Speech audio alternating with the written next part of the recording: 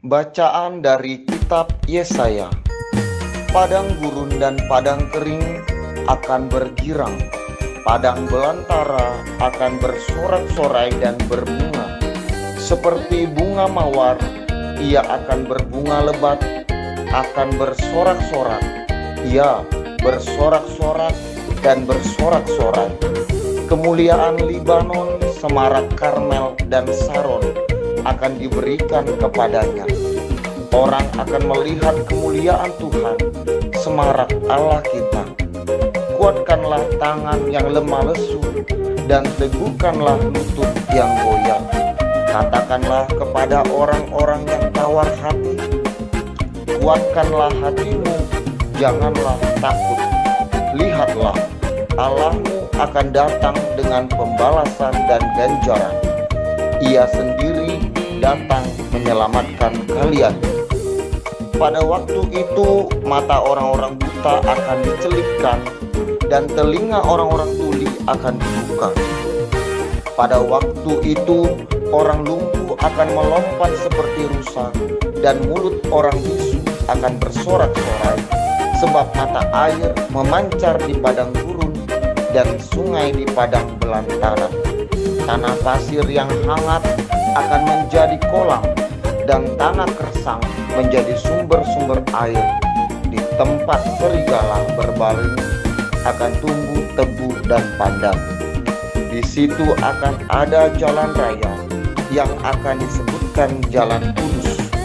Orang yang tidak tahir tidak akan melintasinya, dan orang-orang pandir tidak akan mengembara di atasnya.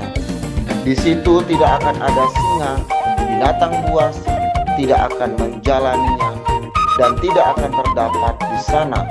Orang-orang yang diselamatkan akan berjalan di situ, dan orang-orang yang dibebaskan Tuhan akan pulang dan masuk ke Sion dengan bersorak-sorai, sedang sukacita abadi meliputi mereka. Kegirangan dan sukacita akan memenuhi mereka, kedukaan dan keluh kesah akan menjadi. Demikianlah sabda Tuhan. Syukur kepada Allah. Haleluya, haleluya, haleluya. Lihat Raja kita, Tuhan semesta alam datang. Ia datang membebaskan kita dari belenggu perbudakan. Haleluya, haleluya, haleluya. Semoga Tuhan beserta kita sekarang dan selama-lamanya. Bacaan Injil Suci menurut Lukas. Pada suatu hari, ketika Yesus sedang mengajar, ada beberapa orang Farisi dan ahli Taurat duduk mendengarkannya. Mereka datang dari semua desa di Galilea dan Yudea dan dari Yerusalem. Kuasa Tuhan menyertai Yesus sehingga ia dapat menyembuhkan orang sakit. Maka datanglah beberapa orang mengusung seorang lumpuh di atas tempat tidur. Mereka berusaha membawa dia masuk dan meletakkannya di hadapan Yesus. Tetapi karena banyaknya orang di situ, mereka tidak dapat membawa masuk. Mereka naik ke atap rumah dan membongkar atap itu. Kemudian mereka menurunkan si lumpuh ke tengah-tengah orang banyak, tepat di depan Yesus. Ketika Yesus melihat iman mereka, berkatalah ia, "Hai saudara, dosamu sudah diampuni." Tetapi ahli-ahli Taurat dan orang-orang Farisi berpikir dalam hati, "Siapakah orang yang menghujat Allah ini? Siapa dapat mengampuni dosa selain Allah sendiri?" Akan tetapi Yesus mengetahui pikiran mereka, lalu ia berkata kepada mereka, "Apakah yang kalian pikirkan dalam hati? Manakah lebih mudah, mengatakan dosamu sudah diampuni, atau mengatakan bangunlah, dan berjalanlah. Tetapi supaya kalian tahu bahwa di dunia ini Anak Manusia berkuasa mengampuni dosa. Lalu Yesus berkata kepada si lumpuh, "Aku berkata kepadamu, bangunlah, angkatlah tempat tidurmu, dan pulanglah ke rumah." Seketika itu juga bangunlah orang itu di depan mereka, lalu mengangkat tempat tidurnya dan pulang ke rumahnya sambil memuliakan Allah. Semua orang takjub lalu memuliakan Allah.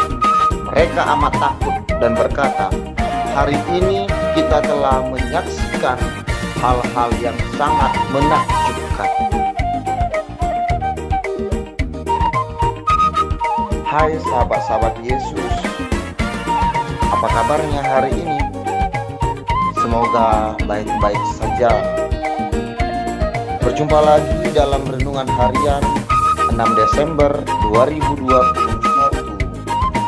Baru saja kita mendengarkan bacaan pertama dan Injil hari ini, lebih-lebih dalam Injil Lukas 5 ayat 24. "Kepadamu kukatakan, bangunlah, angkatlah tempat tidurmu, dan pulanglah ke rumahmu." Sahabat Yesus, tema hari ini adalah karunia pengampunan. Hari ini Yesus memberitahu murid-muridnya, "Jangan mengira bahwa aku datang untuk meniadakan hukum Taurat dan kitab para nabi. Aku datang bukan untuk meniadakan hukum dan kitab para nabi. Aku datang bukan untuk meniadakannya, melainkan untuk menggenapinya." Dia meyakinkan para pengikutnya ketika dia berkata, "Aku meyakinkan kamu, sampai langit dan bumi berlalu, tidak ada satu huruf pun dari hukum, tidak ada bagian terkecil dari sebuah surat yang akan dihapus sampai semuanya menjadi kenyataan." Kemudian Yesus melanjutkan dengan kata-kata ini, "Itulah mengapa siapapun yang melanggar perintah ini paling kecil dan mengundang orang lain untuk melanggar perintah ini akan disebut paling kecil di kerajaan Allah. Namun siapapun yang hidup dan mengajarkan perintah-perintah ini akan menjadi besar di kerajaan Allah." Yesus mengakhiri dengan, "Aku berkata kepadamu, jika kekudusanmu tidak melebihi kekudusan ahli-ahli Taurat dan orang-orang Farisi, kamu tidak akan masuk ke dalam kerajaan Allah."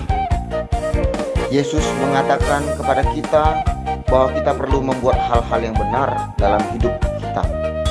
Ini bukan jalan yang mudah untuk kita tempuh. Tidak mudah untuk mengatakan saya minta maaf atau saya membuat kesalahan. Dibutuhkan kerendahan hati untuk meminta pengampunan dan pengampunan. Apa yang membuatnya lebih sulit adalah bahwa kemungkinan besar dalam waktu seminggu saya mungkin harus meminta maaf dan pengampunan beberapa kali. Namun jika kita dengan rendah hati meminta maaf dan diampuni, kita telah menerima hadiah besar, dan semoga kita berbagi karunia pengampunan dengan orang-orang dalam hidup kita. Semoga